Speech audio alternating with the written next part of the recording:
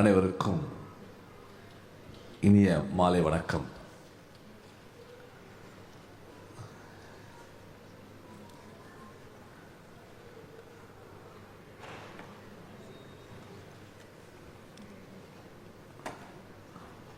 நான் என்ன பேசணும்னு யோசிச்சுட்டு இருக்கேன். யாரை புகழ்றது, எதை பத்தி பேசுறது, ரியலி ஐ கன்ஃபியூஸ்டு. காரணம் என்னன்னா, ஒரு அனுபவம் எல்லாருக்கும் ஒரு 20-25 வயசுல தான் அனுபவம் வரும். அதுக்கப்புறம் அதில் டேலண்ட் காட்டுவாங்க, அவங்களுடைய டேலண்ட் எக்ஸ்பீரியன்ஸ் அதுக்கப்புறம் வரும். ஆனால் இந்த ஸ்டேஜ்லேயே ஏறாமல் முதல் தடவையே பர்ஃபெக்ஷனோட வாசிச்சாங்களே இவங்க தான் நினைக்கிறேன் நான். த பர்ஃபெக்ஷன்.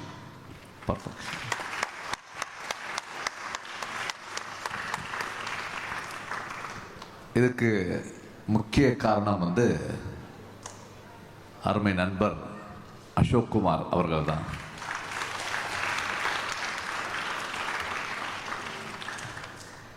ஏன்னா குருநாதர்கள் தான் வாழ்க்கையை ஒரு இமேஜை கொடுப்பாங்க ஒரு கேரக்டருக்கு. அது ஸ்கூலாக இருந்தால் வாத்தியார், ஸ்போர்ட்ஸாக இருந்தால் அந்த வாத்தியார், மியூசிக்காக இருந்தால் அதுக்கு ஒரு வாத்தியார் இருப்பாங்க. ஸோ எனக்கு தினானா இப்படி ஒரு ஃபேஸ் ஒன்று மக்களுக்கு கொண்டு சேர்க்குற மாதிரி என்னை உருவாக்கியது வி ஸ்ரீனிவாஸ் ஐயங்கார் தான். அவர் எப்பவுமே இந்த குடுமி போட்டிருப்பார். அவருடைய டிசைபிளாக தான் வரணும்னு சொல்லிட்டு அந்த குடுமியை போட்டேன். தவிர இது ஃபேன்ஸுக்காக நான் போடலை. நிறைய பேர் ஃபேன்ஸுக்காக போட நினைக்கிறேன். இல்லை, அவர்கிட்ட நான் படித்தது ஸ்ரீகணநாத சிந்துரா வர்ண கருணாசகர கரிவதன லம்போதர லகுபிகர அம்பாசுத அமர வினுத. இதை நான் இவங்க வயசுல 8 வயசு 9 வயசு 10 வயசுல நான் படித்தது. சட்டுன்னு இப்போ பாடுற அளவுக்கு வந்ததுன்னா என் குருநாதர் எனக்கு கற்றுக் கொடுத்தது. என் குருநாதர் என்ன ஒரு போற்றி என்னை ஒரு உயர்ந்தவனா இந்த சபை கொண்டு வந்ததெல்லாம் என்னோட குருநாதர் தான். ஸோ உங்களுக்கும் சொல்கிறேன், you got a great master. உங்களுக்கு ஒரு அற்புதமான வாத்தியார் கிடைச்சிருக்காங்க. அதாவது இப்போ நான் படிக்கும்போது அவர் ஏஜ் டிஃப்ரென்ஸ் கொஞ்சம் ரொம்ப இருக்கும். அவருக்கு 50-60 இருக்கும், நான் சின்ன பையன். பட் உங்களுக்கு ஒரு ஃப்ரெண்ட்லியாகவே ஒரு மாஸ்டர் கிடைச்சாரு. அது என்ன உங்களுக்கு உங்களுக்கு நான் எப்படின்னா, காலையில் அவர் வீட்டுக்கு போயிட்டு, அவர் பேச்சுலர் தான், ஒரு 60 இயர்ஸ். அவங்க வீட்டில் பாத்திரம் இருக்கும். நைட்டு சாப்பிட்டா அந்த பாத்திரம்லாம் நான் வாஷ் பண்ணி அவருடைய துணியெல்லாம் துவைச்சி, அது நான் வீணை படிச்சுக்கிறதுக்கு முன்னாடி 7 மணிக்கு முன்னாடி இதை நான் பண்ணணும். நான் 5:30 மணிக்கு போயிடுவேன் அவர் வீட்டுக்கு. போயிட்டு ஏன்னா எங்கள் அப்பா சொல்லுவார், நீ இங்கே வராத, நீ குருவோடே இருந்து சொல்லி என்னை தாராத்து விட்டார்.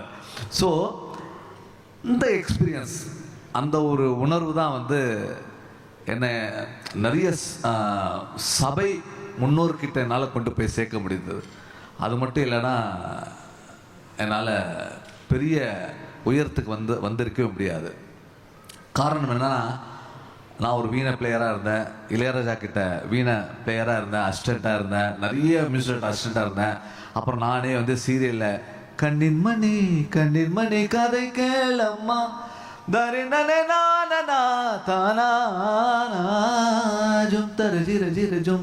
அப்படி ஒரு பாடல் பண்ணேன். அந்த பாடல் மூலயமா எல்லாருக்கும் பிரபலமானேன். அதுக்கப்புறம் படங்கள் பண்ணி அதில் கூட மன்மத ராசா என்ன கணக்கு பண்ணேண்டா, ஓ பச்ச உடம்புல உச்சி நரம்புல இச்சு வச்சானே ஏ மன்மத ராசா அப்படி ஒரு டியூன் பண்ணேன். ஒரு கிளாசிக்கலாக இருந்தால் கூட, கிளாசிக் நான் படிச்சிருந்தா கூட, ஒரு இந்தியன் ஃபோக் டியூன் பண்ணுற அளவுக்கு நான் அவங்களோட அசோசியேட்டாக ஒர்க் பண்ணது, நிறைய அனுபவங்கள் எனக்கு கிடைச்சி. அதுக்கப்புறம் இதை மீறி தமிழ்நாட்டோட திரைப்பட இசைக்கலைஞர் சங்கத்துக்கு தலைவரான, அதுதான் எனக்கு மிகப்பெரிய ஒரு பாக்கியமாக நினைப்பேன். ஸோ என்னை தேர்ந்தெடுத்தது ஏஆர் ரஹ்மான், இளையராஜா வந்து ஓட்டு போட்டு என்னை தேர்ந்தெடுத்தாங்க அந்த அந்த போஸ்ட்டுக்கு. ஸோ இதெல்லாம் வந்து என் லைஃப்பில் நான் நினச்சி கூட பார்க்காதெல்லாம் அந்த ஒரு ஒரு உயரத்துக்கு வந்துட்டுருக்கேன் வந்தேன். இந்த மாதிரி உயரங்கள் வர வர வர நம்ம என்னதான் உயர்ந்து போனால் கூட சில நேரத்தில் வந்து நம்ம மூச்சு அடிச்சிடும். அதாவது வந்து என்ன பேசணும் தெரியாமல் நம்ம நினைப்போம். அதுதான் இப்போ நடந்துச்சு எனக்கு. நான் இப்போ என்ன பேசணும், நான் வரும்போது சரி ஏதோ வாசிப்பாங்க, ஸோ ஓபி அடிப்பாங்க, சின்ன பசங்க தான் நினச்சேன். ரியலி நானே மெய் மறந்துட்டேன். ரியலி வெரி எக்ஸலண்ட்டாக பேசினேன். ஒவ்வொரு பீஸும் அந்த ஃபர்னஸ்லேருந்து, அந்த லவ் ஸ்டோரியிலேருந்து, அப்புறம் வந்து நம்மளுடைய சினிமாவுடைய தீம்ஸ்லேருந்து எல்லாமே வித் பர்ஃபெக்ஷனாக. ஸோ இப்போ நிறைய பாப்பா வாசிச்சுங்க, நிறைய பசங்க வாசித்தாங்க. இவங்களுக்கு எல்லாமே வந்து தனியாக பார்த்தா ஒரு முகம் தெரியாது. உங்களுக்கு என்ன தெரியுமா? அவங்களுக்கு தெரியாது. நீங்கள் நல்லா யோசிச்சு பாருங்கள். இப்போ பியானோவால் வாட்ச ஸ்டில் வந்து நம்ம மைண்டில் பதிஞ்சிருக்கும். அதான் மியூசிக் என்பது. மியூசிக்கு லாங்குவேஜே கிடையாது. ஆனால் அது மொழிக்கு எழுத முடியாது. அது வந்து என்னன்னே தெரியாது, யாருக்கும் தெரியாது. ஆனால் நம்ம 2.5 மணி நேரமாக நம்ம மனசை கவர்ந்து இங்கேருந்து வெளியில் போக முடியாமல் உட்கார வச்சுருக்காங்க. ஸோ பெரிய ஆர்டிஸ்ட், அனுபவமுள்ள ஆர்டிஸ்ட் உட்கார வைக்கிறது வேற. அனுபவமே இல்லாமல் முதல் தடவையாக இந்த இந்த மேடையில் 2 மணி நேரம் உங்களை திசை திருப்பாமல் அசைய விடாமல் உட்கார வச்சவங்க, இவங்களுக்கு நம்ம எல்லாரும் ஒரு பெரிய அப்ளாஸ் கொடுப்போம்.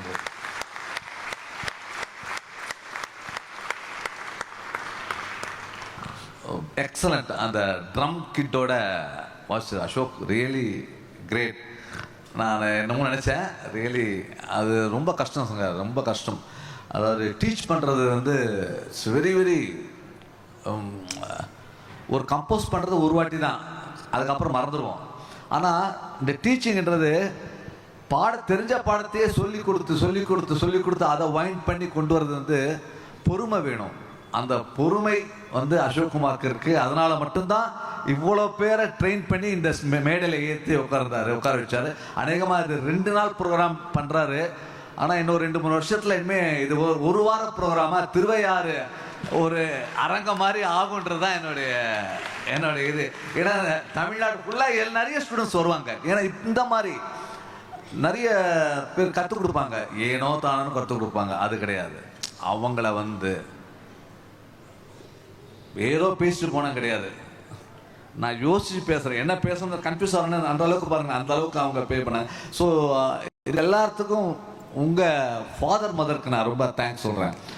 என்னென்னா உங்கள் பசங்களுக்கு இதுதான் வரணும், அவங்களுக்கு இதான் பிடிச்சிருக்குன்னு அதை தடை இல்லாமல் சரி நான் வந்து உங்களுக்கு டியூட்டர் பண்ணி நான் வந்து உங்களுக்கு கற்றுத்தரேன் நீங்கள்லாம் ஒத்துட்டு அந்த பசங்களை கைட் பண்ணி ஒரு நல்ல மாஸ்டர் கொண்டு விட்டீங்க பாருங்க.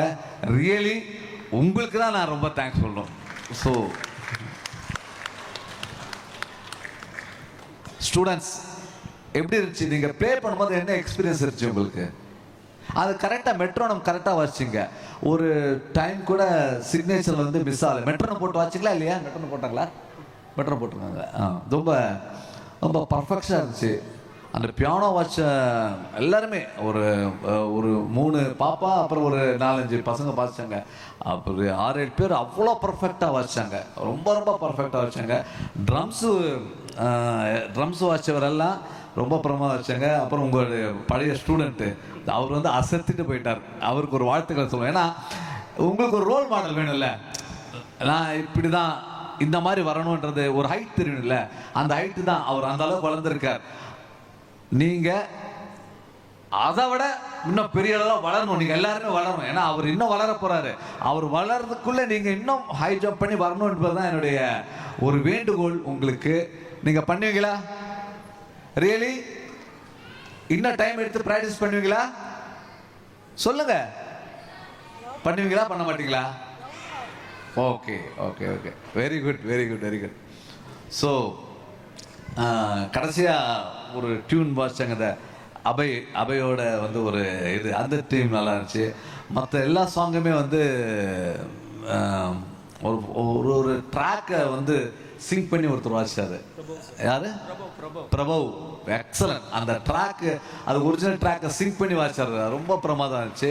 அப்புறம் ஃபரலிஸ் வாட்ச இது பியானோ வாட்ச எல்லாருமே வந்து பியானோ மட்டும் 2 மைண்டு வேணுங்க. ஒன்று லெஃப்ட் ஹேண்டு ஒரு அது ஒரு மைண்டு, ரைட் ஹேண்ட் ஒரு மைண்டு. எப்பவுமே பியானோ வாட்சிங்களுக்கு ரொம்ப டஃப்பான ஒரு கேம். அது டாஸ்க்குன்னே சொல்லலாம். ஏன்னா அந்த டாஸ்க்கு, அந்த ரைட்டு அது வேறு நொட்டேஷன் போயிட்டுருக்கும், லெஃப்ட்டு வேறு நொட்டேஷன் போயிட்டுருக்கும். அதை 2 கம்பைன் பண்ணி ரொம்ப டெம்போவாக மெட்ரோனமாக வாசிக்கிறது வந்து ரொம்ப பிரமாதமாக வாசித்தாங்க. எல்லாருமே வாட்ச 8 மெம்பர்ஸ் வச்சாங்க நினைக்கிறேன். 8 மெம்பர்ஸும் ரொம்ப பிரமாதமாக வச்சாங்க. ட்ரம் கிட் ரொம்ப நல்லா வச்சாங்க, வோக்கல் நல்லா பண்ணாங்க. கண்டிப்பாக எப்படி மியூசிக் அகாடமியில் ஒரு திருவையாறு, நம்ம எப்படி மியூசிக் அகாடமி ஃபெஸ்டிவல் வரா மாதிரி அசோக் குமார் இன்னும் சிரத்தை எடுத்து இன்னும் உழைத்து இது வந்து ஒரு ஃபெஸ்டிவல் மாதிரி ஒவ்வொரு வருடமும் 7 நாட்கள் பண்ண வேண்டும் என்பது என்னுடைய ஆசையாக தெரிவித்துக் கொண்டு, என்னை இந்த நிகழ்ச்சிக்கு வரவழைத்த அசோக் குமாருக்கும் அவங்களுடைய குடும்பத்தாருக்கும் என்னுடைய நன்றியை, மற்றும் உங்களுக்கு நீங்கள் எல்லாம் உங்களோட பேச ஒரு வாய்ப்பு எனக்கு கிடைச்சது. என்னுடைய எக்ஸ்பீரியன்ஸை நான் ஷேர் பண்ணேன். அது வந்து கண்டிப்பாக அவங்களுக்கெல்லாம் பிடிக்கும்னு நினைக்கிறேன். பிடிச்சதா? Okay okay okay. நல்லா நல்லா ப்ராக்டிஸ் பண்ணுங்கள். ரொம்ப நல்லா மாஸ்டருக்கு சொன்ன பீஸை மிஸ் பண்ணாமல் வாசிச்சிங்க. நான் நெக்ஸ்ட் இயரும் வரேன். அப்போ இன்னும் இம்ப்ரூவ்மெண்ட் இருக்கணும்னு நினைக்கிறேன். கண்டிப்பாக நீங்கள்லாம் வந்து லெஜெண்டரி, அதாவது நிறைய இப்போ டிவி ஷோலாம் வந்து சிங்கர்ஸை மட்டும் தான் முக்கியத்துவம் காட்டுவாங்க. அது கிடையாது. சிங்கர்ஸ் வந்து ஒரு 25% தான் அவங்களுடைய டேலண்ட்டு. இன்னும் இவங்களுடைய டேலண்ட்லாம் 100% இருக்குது. இதை வந்து இன்னும் விஷுவல் ஃபோக்கஸ் பண்ணலை. நம்மளுடைய தொலைக்காட்சிகளும் நம்மளுடைய இது இன்னும் பண்ணலை. நம்ம கண்டிப்பாக பண்ண வைப்போம். இந்த மாதிரி திறமையானவர்களை எல்லாம் கொண்டு வந்து, இது வந்து ஒரு பெரிய, நம்ம வந்து சிங்கர்ஸா மியூசிஷியனா என்ற அளவுக்கு நம்ம போட்டியாக கொண்டு வந்து நீங்கள் கொண்டு வந்து நிறுத்தணும் என்பதை நானும் உங்களோடு சேர்ந்து அதுக்கு உறுதுணையாக இருப்பேன் என்று சொல்லிக்கொண்டு, இந்த நிகழ்வு வெற்றிகரமான நிகழ்வாக இன்னைக்கு ஆரம்பிச்சிருக்கு. இன்னைக்கு மட்டும் இல்லை, நாளைக்கெல்லாம் இருக்கு. நாளைக்கெல்லாம் நீங்கள் வந்துருங்க. எல்லாரும் வந்து மிஸ் பண்ணாமல் இந்த நிகழ்ச்சியை சிறப்பாக பண்ணி, நாளைக்கு ஃபுல் ஆடிட்டோரியம் ரொம்ப இருக்கணும். அது எனக்கு நியூஸ் வரணும், ஓகேவா? ஏன்னா நெக்ஸ்ட் இயர் நான் வரும்பொழுது இது ஒரு இன்னும் பிரம்மாண்டமாக இருக்கணும். இந்த ஸ்டேஜ் ரொம்ப நல்லா இருக்குது அசோக். இந்த மியூசிக் ஸ்டேஜ் சவுண்ட் நல்லா இருக்குது. மைக் போட்டவங்க ரொம்ப மைக் சிஸ்டம் நல்லா, அவங்க குருமணி தீம் ரொம்ப நல்லா பண்ணாங்க. கேமராஸ் நல்லா இருந்துச்சு, அந்த எல்டி நல்லா இருந்துச்சு, எல்லாமே நல்லா இருந்துச்சு. குறிப்பாக இவங்க அந்த தொகுத்து வழங்கினாங்க பாருங்க, அது ஒவ்வொரு விஷயமா அழகாக சொல்லி வழங்குறாங்க. அவங்களுக்கு வாழ்த்துக்கள். எல்லாருக்கும் வாழ்த்துக்களை தெரிவித்துக் கொண்டு, இந்த சபையை நான் மறக்க மாட்டேன், இந்த நிகழ்வை நான் மறக்க மாட்டேன் என்று சொல்லிக்கொண்டு விடைபெறுகிறேன். நன்றி, வணக்கம். Thank you so much, sir.